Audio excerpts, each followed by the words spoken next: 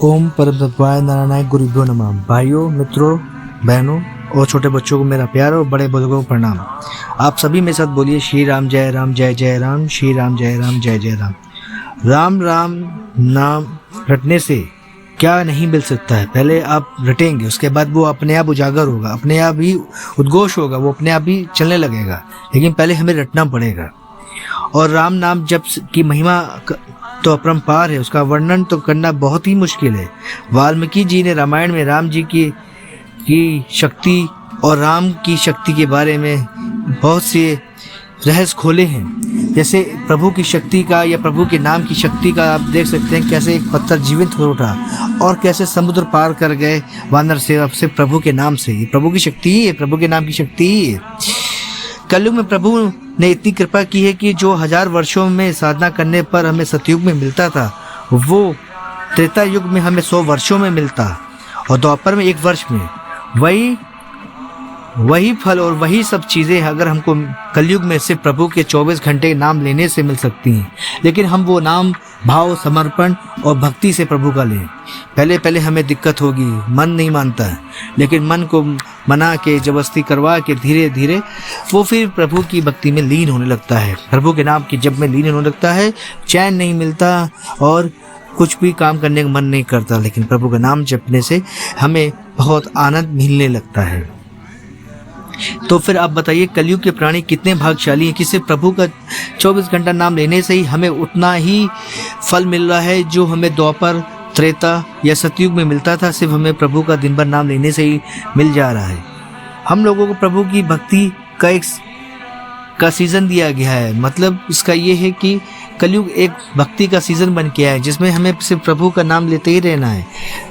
ये सीज़न दोबारा नहीं मिलेगा। हमारे पिछले जन्मों के कर्म हैं या पिछले जन्म के हमारे प्रारब्ध हैं, वो प्रभु के नाम से सब कटते चले जाएंगे। कृष्ण जी के द्वापर काल में जो बंदर थे, उनमें से बहुत सारे बंदर वही थे जो राम जी के काल में उनकी सेवा करते थे। और वह बंदर ऋषि मुनि या भगवान के रूप में भगवान की सेवा करते थे। वह बहुत परेशान रहते थे कि उनको भरपेट भोजन नहीं मिलता था, बहुत आपस में झगड़ा किया करते थे। इस पर राम जी ने उनसे कहा था कि मैं तुम लोग को भरपेट भोजन खिलाऊंगा, भरपेट, तुम लोग को कोई कमी नहीं होगी। फिर प्रभु ने द्वापर में उन्हीं वानरों को द्वापर युग में अपनी लीलाएं में समाहित करने के लिए गोपियों का रूप दिया। वही बंदर द्वापर में प्रभु की लीलाएं देखने के लिए, प्रभु के साथ लीलाएं करने के लिए गोपियों के रूप में है। और आज कलयुग में वही बंदर साधु बनकर हम मानव जाति को इस कलयुग की धारा से बाहर निकालने के लिए आए हैं। इस कलयुग में जो साधु आए हैं, जो हमें अपने उपदेश से चाहते हैं कि प्रभु का नाम जपें, वही साधु हैं, वही सब कुछ है। वो आए हमें सिर्फ समझाने के लिए कि कैसे हम अब इस जीवन काल में प्रभु का नाम जप सकते हैं। ये प्रभु की लीला ही तो है। वे चाहते हैं कि मानवता का उद्धार हो, हर मानव और जीवन का उद्देश्य इस युग में ही पूरा हो जाए, उसे हर बार जीवन मरण का चक्र से छुटकारा मिल जाए। और वो आज के साधु संतों को देखकर प्रभु के नाम जप कीर्तन में लग जाए। आज के युग में प्रभु का जप कीर्तन देख के, उन साधु संतों को देख के वो लग जाए और कोई उसको कमी भी ना हो। प्रभु का प्रताप यही तो है कि हमें कोई कमी भी ना हो, सिर्फ प्रभु का नाम जपते रहें। में जो देखिए क्या है कि भगवान ने, राम जी ने कहा था, जो बंदरों से कहा था कि जो तुमको भरपेट भोजन नहीं मिला है, वही साधु संतों को आज भरपेट भोजन मिलता है भंडारे के रूप में। आप अयोध्या चले जाइए या ऋषिकेश चले जाइए या वृंदावन चले जाइए, वहाँ देखिए भंडारा 24 घंटा प्रभु के नाम का चला ही करता है। उसमें वो भरपेट अपना भोजन खाया ही करते हैं। ये प्रभु की लीला ही तो है कि प्रभु ने ही तो उनको ऐसा अवसर दिया कि उनको भोजन नहीं मिल पाया, वो वानर के रूप में जो थे प्रभु राम की सेवा कर रहे थे, वो आज इस कलयुग में साधु संत बन के उस भंडारे का भोजन को लेके प्रभु के नाम का जाप कर रहे हैं, प्रभु के नाम की महिमा का गुणगान कर रहे हैं। जब राम जी वन में गए थे तो पंचवटी की तरफ का वन, तो वहाँ के लोग साधु संत सीताराम का दर्शन दर्शन को उनने किया था तो राम जी के चरण दबाने की सेवा से माता जानकी को मिली थी और किसी को नहीं।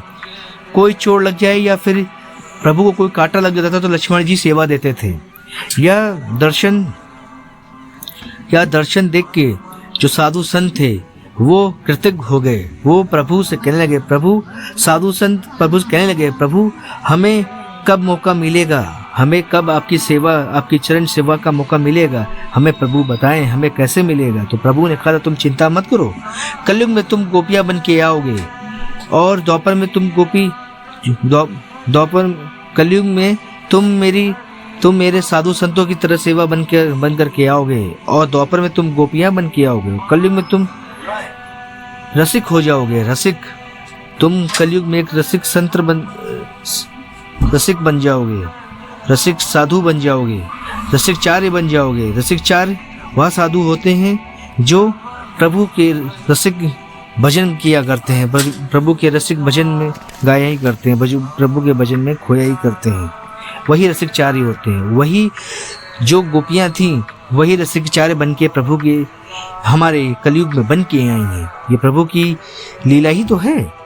प्रभु भक्तों के साथ कभी नहीं छोड़ते हो। उन्होंने जब कभी एक बार अपनी उंगली पकड़ ली, आपकी उंगली पकड़ ली तो वो समझ लीजिए अनंत जीवन तक आपकी उंगली पर थामे रहते हैं और आपकी नैया इस भव सागर से पार लगा देते हैं और आपके हर समय आपके साथ प्रभु बने ही रहते हैं। इस जीवन काल चक्र में देखिए, जैसे मैंने आपको बताया कैसे वह वानर जो राम जी की सेवा कर रहे थे वही वानर बन आगे चल के कलयुग द्वापर में कृष्ण जी की गोपियां बने और वही वानर आज के युग में कलयुग में साधु संत बन के समाज की सेवा कर रहे हैं। तो ये भगवान की ही लीला है। भगवान चाह रहे हैं कि हम सब जो अंदर कुछ भी द्वेष है, हमारे पाप है या हमारे जन्म के प्रारब्ध के जो पाप है वो नष्ट हों। उन संतों की सेवा करके प्रभु चाह रहे हैं कि हम उन संतों की सेवा करें तो जिससे कि हमारी प्रभु की सेवा हो सके। इसलिए इस मौके को जाने मत दें। इस मौके को, यह मौका बार बार नहीं आएगा।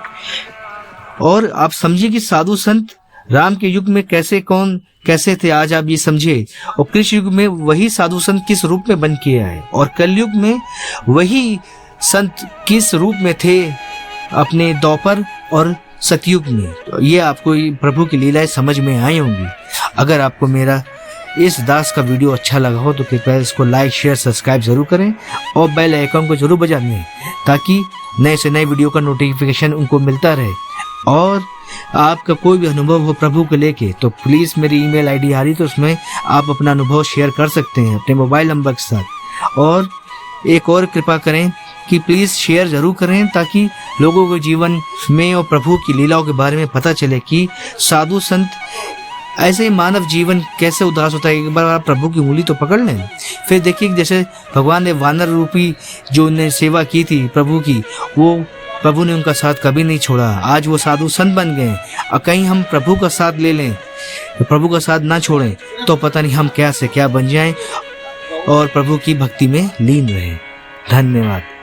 श्री राम जय राम जय जय राम, श्री राम जय राम जय जय राम। मेरे साथ सब लोग आप लोग बोलिए और प्रभु की कृपा पर हमेशा बनी रहे। श्री राम जय राम जय जय राम, श्री राम जय राम जय जय राम।